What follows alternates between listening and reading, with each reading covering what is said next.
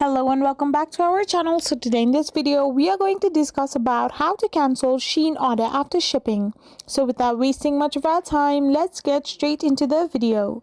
So to cancel a Shein order after it has been shipped, the best method is to contact the Shein's customer service. In most cases, once an order has been shipped, cancellation is not possible, and the best you can do is return the item upon its arrival. So you can then request a refund by returning the items. If the order is still in transit, customer service might be able to assist in stopping the shipment.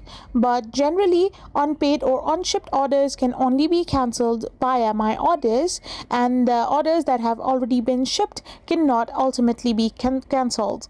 So you need to talk to the customer service for further assistance to connect them with the main person who is the vendor or the seller. I hope you found this video helpful, so don't forget to hit that subscribe button and to give us a thumbs up.